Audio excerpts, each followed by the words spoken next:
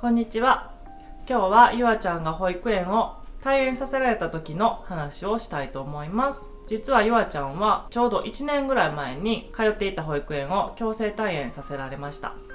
今日はその経緯をお話ししたいと思います。ゆあちゃんが保育園を退園したのは年少さんの終わりでした。今ゆあちゃん年中さんの年なんですけど、年少さんの時の夏ぐらいかなに来年の進路のことでちょっとお話があるんですけどもっていう風に主任の先生から呼び出しをもらいました。その前の年も同じような進路のことでっていう話があって、その時はゆあちゃん発達障害で急に飛び出したりとかするし、目が離せない子なんですね。でもその職員の数がいっぱいいっぱいやからやし、ゆあちゃん一人を見とくわけにもいかないから目が行き届かないこともあるかと思いますけども大丈夫ですかみたいな話やったんですよ。でその1年前ももしかして退園させられるんちゃうかなって、ゆあちゃんも年少さんに進級できへんのんじゃないんかなっていう風にちょっとドキドキしながらその話を1年目はね聞きに行ったんですけど、結局そういう話やって、いやもうこっちとしてはその保育園自体はすごい素晴らしい保育園やと思ってるし、お姉ちゃんも弟もね同じ保育園に通ってるから、私たち的には通わせてくれてるだけでありがたいっていう状態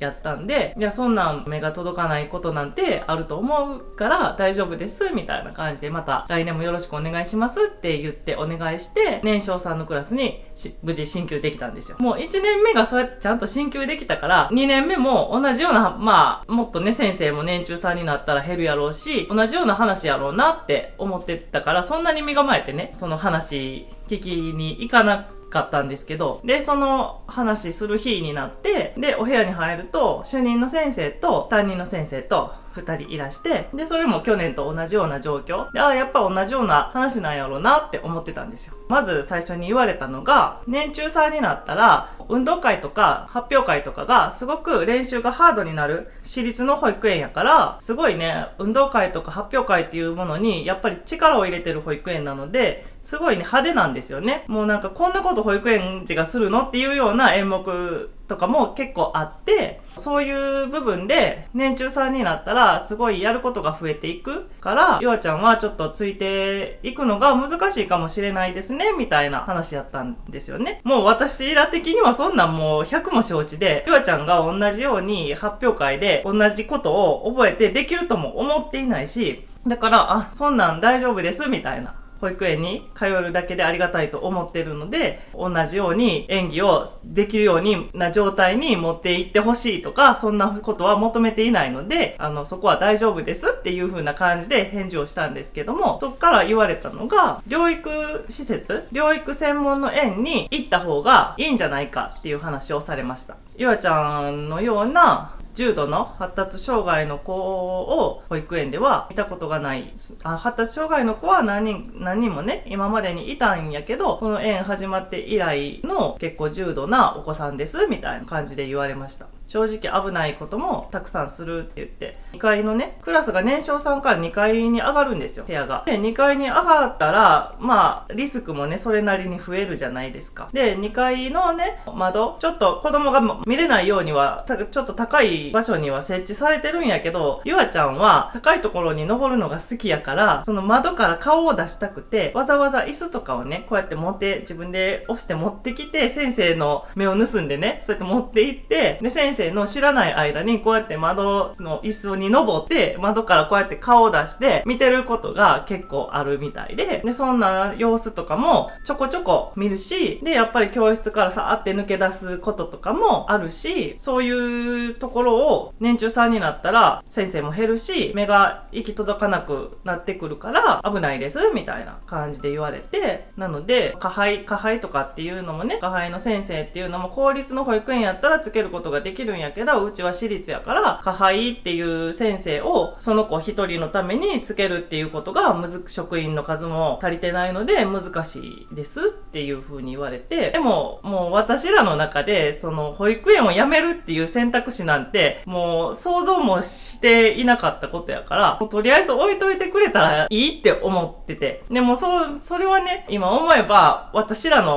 親の都合ですよ。お姉ちゃんも弟も同じ A に通ってるし、ゆ夕方も6時まで預かってくれるし、その間やっぱり仕事もできるし、自分の時間もね取ろうと思えばできるしっていう、やっぱり私らの行動の幅が広がるから、保育園でそうやって安全に見といてもらえることによって、だからそこの園で追ってくれないと困るみたいな風に思ってて、もうとりあえず退園させられへんように話を持っていこうっていうので必死で、いやでもそんなん別に目届かなくても保育園鍵かかってるしね、保育園の中にいたらそんな危ないことはないと思うんで大丈夫ですみたいな感じで言ったんですよね。姉ちゃんも弟もここで通ってるし、ゆあちゃん一人だけ他の園に行くっていうのは送り迎えとかの面から見てもやっぱり私らの負担がすごく大きいし、仕事を辞めたりとか仕事ができなくなってしまうから、それはちょっと避けたいって思ってますって、だからここに来年も置いていただきたいですっていう話をしたんです。だけどもうそこでズバリ言われました。もう来年からこの園で見ることは申し訳ないですけどできませんって言って、今年度で退園していただけますかみたいなことを言われました。で結局今通ってる療育施設を紹介されたんですけど、もうそんなこともその時はもう頭真っ白やし、もうどうしようみたいな、もう生活がガラッと変わってしまう恐怖みたいな、どっちかがっ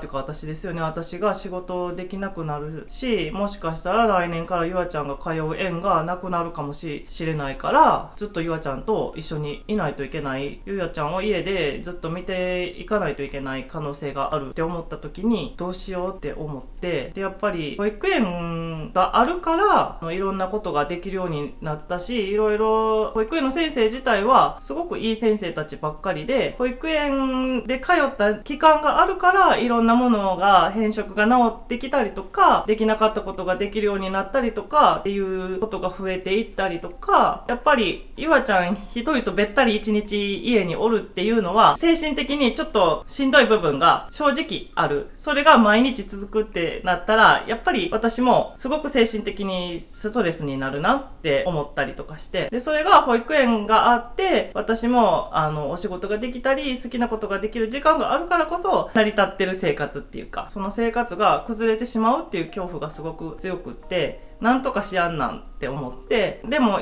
一番最初の話された時は何も言えなくって、もう頭真っ白で、もうゆあちゃんを切り捨てられたみたいな、なんかゆあちゃんのことをすごく否定されたような気持ちになって、なんかすごい悲しくてショックで、もう何も言えなくて、で家に帰ってもうなんかもうとりあえず悔しくて、なんでこんなひどい扱いされやなあかんねやろうってやっぱ思って、すごいやっぱ泣いて、でどうにかならへんかなって悶々とする日々、もうなんか3日ぐらいね、珍しくあんまりへこんだりしないうちの主人も、もうなんか3日ぐらいすごいへこんでて、このままじゃあかんなっていう話をね、旦那としてね、どうしようってなった時に、まず話を一番最初された時、もうなんか言われるがままで何にも反論ができなかったから、自分たちの気持ちをちゃんともう一回伝えられる場を作ってもらおうって言って、後日先生にやっぱりちょっと納得ができないのでもう一回話する時間を作ってもらえますかって言って、で話をする時間を作ってもらいました。でももう先生たちの中ではもう決まってる話やから話しても無駄かもしれへんけど、でも自分たちの思いをちゃんと伝えへんかったら絶対にすっきりせえへんし後悔するなって思ったので、もう一回お願いしました。保育園自体は素晴らしい保育園やと思ってるし、ここに通ってよかったなって思ってますって。で先生一人一人もゆあちゃんのことをすごい親身になって見てくれて、できることも増えていったし、このまま成長していくと思うから、卒園までゆあちゃんのことをここでもう一回預かってもらえませんかっていう風にお伝えしました。だけど申し訳ないですって、うちではもう職員の数も足りてないし、来年年中さんになったらやっぱり今3人年少さんの間3人で見てるところを2人になってしまう。その時にゆあちゃんのことを今みたいについて見る先生がいてないから危険も伴うので見ることができませんっていうふうに言われました。でもなんかもうそこでもうできることってそれぐらいじゃないですか。お願いするしかないし、もう保育園がそう決めたんやったらもうそれに従うしかない。だから前を向くしかないから、これからどうしようっていうことを考えました。いろいろ考えました。ベビーシッターさんをなんか見てくれるような発達障害の子に理解のあるベビーシッターさんを探すか、公立の保育園も考えたし、公立の幼稚園とかも考えたんですけど、やっぱり加配がつくだけでなんか今までの保育園の生活とあんまり変わらへんなって思ったのと、それがゆあちゃんにとってほんまにプラスになっていくのかなっていう疑問もあったりとかして、で結局出した選択肢としては療育専門の保育園に通うっていう風に決めました。でその、保育園が紹介してくださった療育専門の保育園みたいなところも朝9時半から4時ぐらいまで預かってくれるところがあって、療育専門の発達障害の子ばっかりが通ってる園ね、もう1日を通して療育をしていくっていう園で、そこに通うって決めて、その方向で生活を少しずつ変えていきました。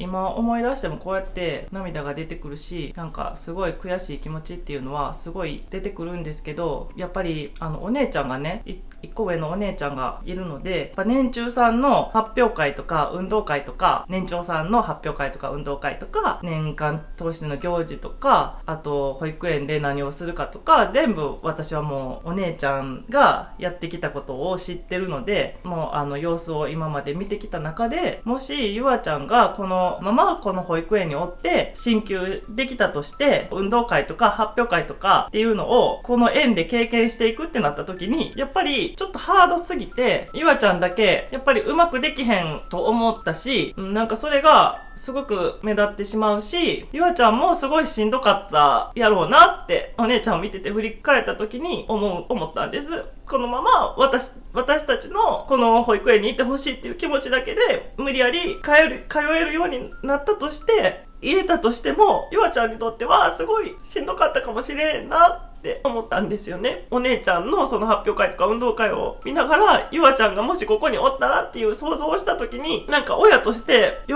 べないなって思ったんですよ。今療育の園に通ってますけど、この1年でやっぱり劇的な成長をしました。こんなことできるようになるって思ってなかったことがたくさんできるようになって、すごい成長したから、あの時保育園の先生が共生態園っていう選択をしてくれなかったら、私たちはこの園にも出会えてないし、こんな成長したゆあちゃんの姿を見ることはできなかったから、あの時共生態園にしてくれて、今は感謝してます。本当に良かったなって。保育園の決断がなかったら、私もこの生活をガラッと変えるっていう決断をできていないので、ピンチはチャンスじゃないですけど、